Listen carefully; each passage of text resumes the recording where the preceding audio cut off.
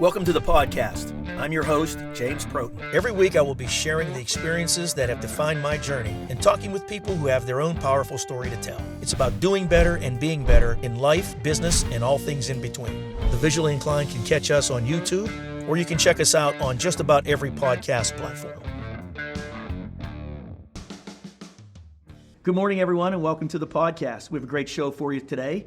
Our guest is a friend of mine who I am actually meeting for the first time in person, Rachel Winter. Welcome to the show. Hi, James. I'm so excited to be here. Oh, you a Pittsburgh girl? I am. Born and raised in Pittsburgh my whole life. Grew up in a little town called Pleasant Hills, Pennsylvania in the South. Oh my goodness. Right? Know it well. When I was 9 years old, moved to Mars, Pennsylvania, when this is the Mars of the past. This is not the Mars of what it is now. Right. Mars then was... very rural, small town. Now it's a great school district and executive homes. Fast forward to, I live in Pine Township now in the Wexford area, and so I'm a North girl. You've kind of covered geographically the entire Pittsburgh region. Yes. How did that impact you growing up? How did that impact who you've become as a person?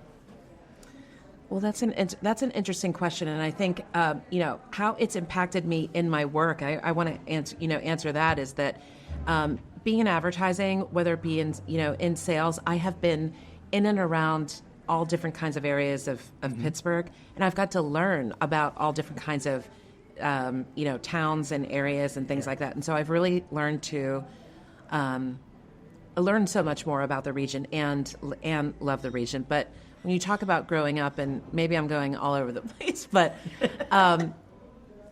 growing up in Pleasant Hills in the beautiful suburbs was really great. And it wasn't so much about where I grew up, but it was, I think, how I grew up in a beautiful, loving family home. My mom was a stay-at-home mom, and my dad was the head of a nonprofit. So at first, he worked for the Girl Scouts of Southwestern Pennsylvania, and then worked for the Mars Home for Youth, which is why we had to move. But so I got to kind of get the best of both worlds, where I got to learn how to be a good mom because I had a good mom, and what that was going to be for me later in life, and two. I learned everything I needed to know about career and networking from my dad. So I kind of got the best of both, and I feel really lucky and fortunate. Yeah, that's really cool. And you grew up in Pleasant Hills in like the heyday of Century 3 Mall. That's right. Century 3 Mall was the place. It was the stuff. And then what's funny is when I moved to Mars, that's when Ross Park Mall opened. Yeah. So. Yeah. Wow. Yeah, that's very cool. All the good shopping. Yeah, no kidding. So let's talk a little bit about your current gig. You're director of advertising marketing for the Pittsburgh City Paper. Yep. I love the publication. Thank you. It's really, really cool. Yeah. Tell me a little bit about it and how it has grown and kind of evolved. Yeah, absolutely. So Pittsburgh City Paper is classified as an alternative news weekly. And what that means is every major city across the country has one. It's the free paper that you pick up wherever you are. If you are in Chicago, you're reading the Chicago Reader. If you're in Washington, D.C., it's the Washington City Paper. And, a lot of these companies have started, 20, 30, 50 years ago. Sure. And when people say to me today, what you work at Pittsburgh City Paper, do people even read the newspaper anymore? And it's funny, 25,000 people pick up the physical copy every Wednesday when it comes out, right? So that's nothing to sneeze at, but the paper is the smallest thing that we do. And how we are able to survive as an alternative news weekly, and just, I think everyone in the media today, is that our brand footprint is so much larger than it has ever been. From, our digital pghcitypaper.com to e-news to social to events. Our biggest event of the year is Best of Pittsburgh, and that's what really City Paper is known for. So yes, people read the paper, but they are reading it in so many different forms and in so many different content now. It's funny. Pittsburgh City Paper is a project for Point Park University's marketing class this semester, and I know the marketing professor, Paige Biel, and she asked me to be the project for this semester.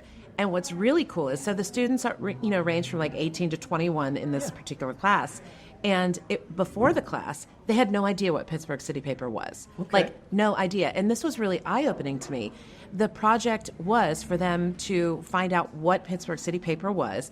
I go in every month and I talk about, who we are, what we're about, all that kind of stuff. And by the end of the semester, so next week, in fact, they're going to present to me a marketing plan on how to market to the young generation. And once they found out about what Pittsburgh City Paper was, they were like, oh my God, I didn't even realize this was here in this city.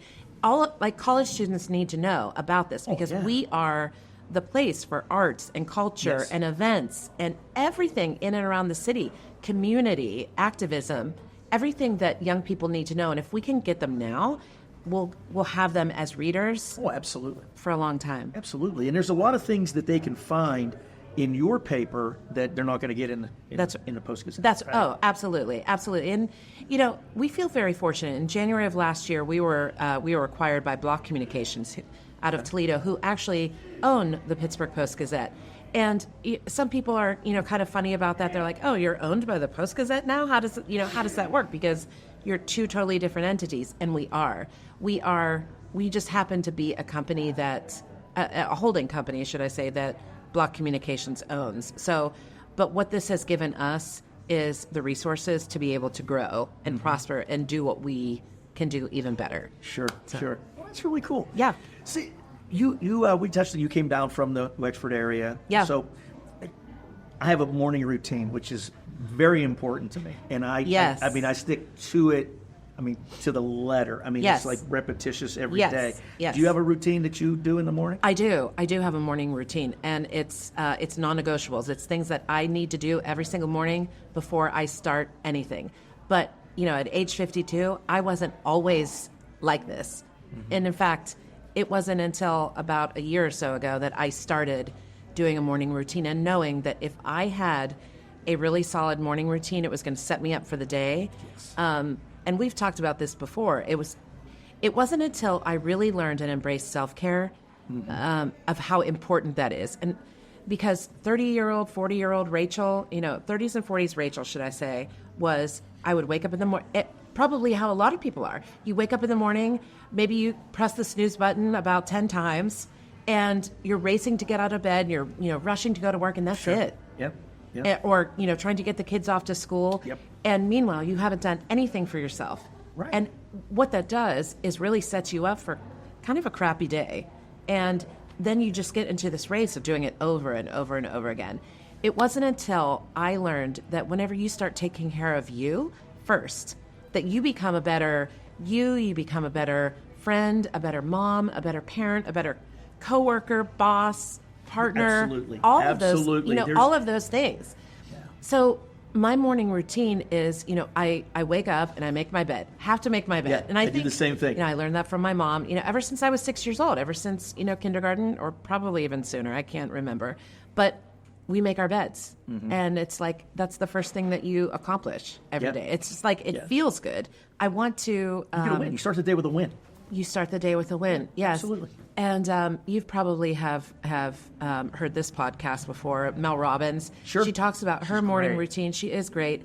And her habits. So what I do is, one of the things that I've done in the last year is put my phone in the bathroom. Mm-hmm. So I don't have the phone in my room. So whenever the alarm goes off, I have to physically get up and get out of bed, to turn the alarm off. And then guess what? You're up. So you're up. I already have my exercise clothes there and everything. Nice. I'd get the clothes on. I'd brush my teeth. And one of the things she talks about is like high-fiving yourself in the mirror. Like, you got this. Like, you got this today. Yeah. And it's kind of, cheesy and silly, but it actually kind of works. Like, you got this, girl. Like, you can do this. I did this morning. And so then I go downstairs and I take my vitamin supplements and I drink my pink drink, and which I'll talk about later. Yes, I want to touch on that. Absolutely. I read from my gratitude journal, and again, this has been a habit that I've had for the past year. A lot of us, I think, get into the comparing ourselves to the Joneses. Oh, I wish I had listen, living in Wexford, everyone's got a bigger house. Everyone has a bigger house. And listen, I'm very fortunate to where I live and what I have and where I work. But you can get caught up in all of those things. Absolutely. Like, I wish I had this, I wish I had that, or I can't believe I don't. And it's until you kind of change to, I am so grateful that I have this and this and this. And so I read from my gratitude journal every single morning, all of the, Excellent. just grateful for all of the things that I have and not focusing on the things that I don't. And then also reading some affirmations about I am a person who, has an emergency savings for, 3 to 6 months. I am a person who, is healthy. I am a person who exercises every day. And so when you start reading that about yourself, you start kind of becoming that person that you want to be. And maybe even you're not that person yet, but you will be. But it feels good to know that you're going in that direction. Exactly. You're becoming. Exactly. Becoming is a wonderful word. Becoming is a wonderful word. It's tremendous. You're right. And a lot of people get lost along the way because they don't have that discipline. But it's been a long journey and some hard roads along the way. I've been married more than once, and I went through a divorce about 2 years ago, which was kind of a long process, and officially got divorced last fall. But it was through that process that I was able to kind of heal myself. And all of these things that I post online to social, yes, it's to my friends and family, right. But also it's telling myself every single day. It's giving myself encouragement along the way. That's why I write the blog every day. That's right. I get a lot of positive feedback, and it's very well received, and I'm grateful for that. But I write it for myself. Yeah. I don't write it for anybody else. That's right. So, but if you read it and get something from it, that's a bonus. Yeah, and Fantastic. Isn't it so great when someone, reaches out to you and says, oh my God, what you said today really resonated with me. Or because you said this, I'm going to, fill in the blank. 100%. I mean, feels amazing. That's why I wrote the book. I mean, and you mentioned healing, and the process of healing, and we all go through things. Listen, I've been through divorce, all of that stuff, and but healing's painful. That's right. Right? Because you have to relive some things that you really, don't really want to. You have to go back there to heal from. Yeah. And it's not an easy trip to take. That's right. Can we talk about dating? Dating over 50. Listen, It's a thing. It's like a whole other podcast. Listen, I'm way over 50. I'm a lot further from 50 than you are. But where you are, once you hit that 50, right? There's a couple of things that happen. You either really all of a sudden things start to make sense, and you really get a strong sense of who you are. That's right. And that journey of self-discovery and self-care comes to you, right? That's right. Or you go the other way and just go off the cliff. Yeah, right. Right. Go off the rails. It's the difference between those two things is you can't see it. Right. You can't see where, if you look at somebody, especially in a picture on a dating app or something. Right. You look at a picture, you don't know what's going on behind that smile. That's right. No, that's right. And it's funny. Can I swear on this podcast? We're not live. Nick will edit it if he thinks it's okay. if you go Yeah. too far. Like, I'm looking for someone who has their shit together. You know. Yeah, you can say that. Can I say that? Okay, I said that. So, honestly, well, how do you know until you go on some dates? Right. You don't know until you meet someone, and what does that really? There are a lot of people who just don't have their stuff together, even now. And listen, I am not perfect. I am a work in progress, and we all are. And yes, and that's okay. And I think when you know that about yourself, and that you're just trying to be better, like 1% better maybe every day. That's all you need. That's all you need. Just a little bit, this much. That's all you need. But when someone isn't or doesn't want that, you have to find someone who's going in that same direction. Well, the scary part of that is, people, once you get to be in your 50s, you know how to hide the stuff you don't want people to see. Oh yeah, right. Exactly. And that's, to me, that's the scary part. Right. Because I look really good on paper. But I'm all screwed up. It's like, I wouldn't want my sister to date me. So it's like, don't do that. So tell me about your side hustle. Yeah. So this happened about 2 years ago. Well, actually, if I could look back, it was my sorority sister, Jen Burns, who Lupinacci, her married name, she introduced me to this pink drink about 5 years ago. And she said, "Hey, Rachel, she's a school teacher, and she said, I just got introduced to these gut health products that, are starting to make me feel better.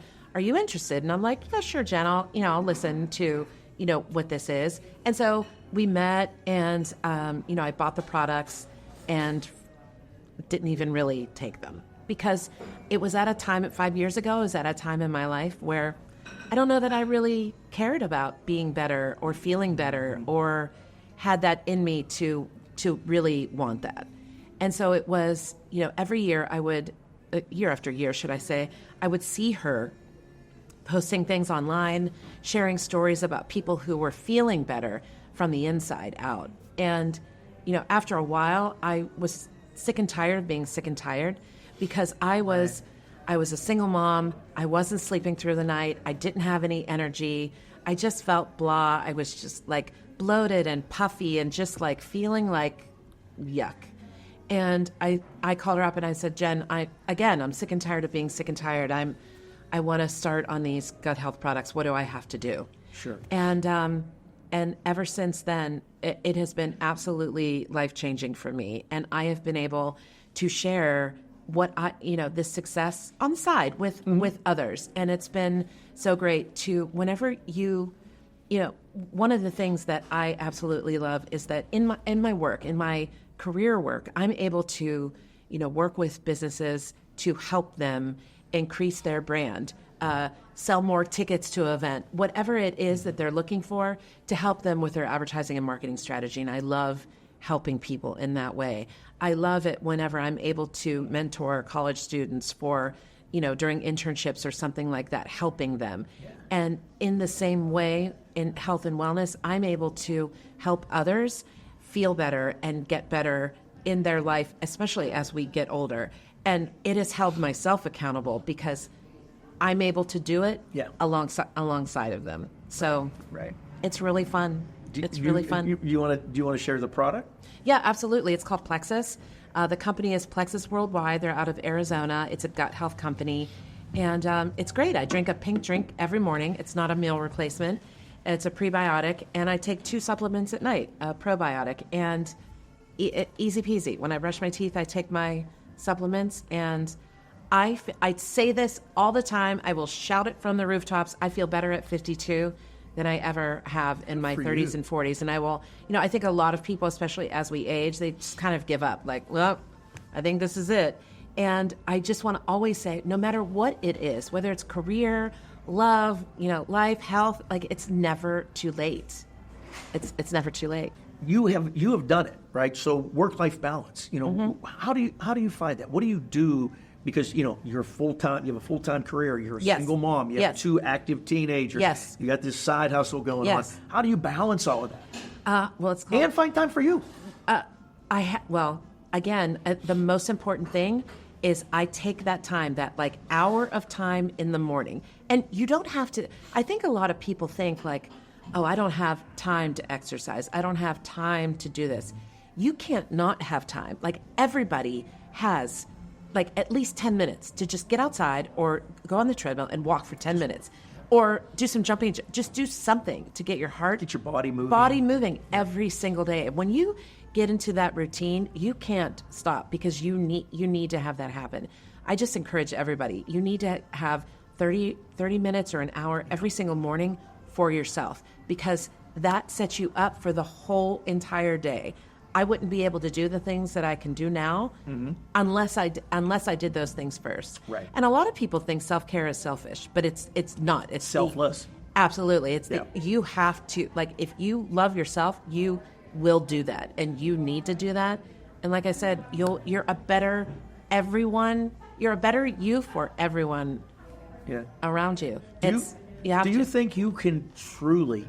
This is going. I think it's on topic, but do you think you can truly love another person? I'm not talking about your child or your parents, but do you think relationship? Do you think you could truly love someone if you don't love yourself first?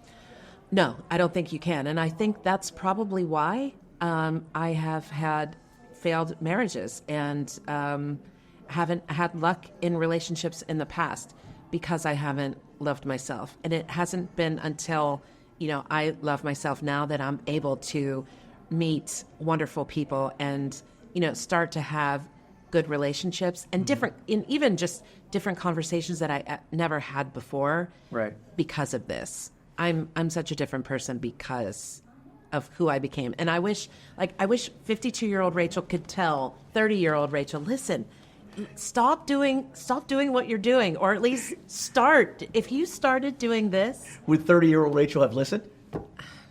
Probably not. But seriously, if I wish I could have been able to, say to her, sure, maybe your 30s and 40s could have been different, but you know what? I guess I needed to go through those things in my 30s and 40s to get to where I am right now. We all did. Yes, I agree with that. And, Rachel 2.0, I can't wait to see.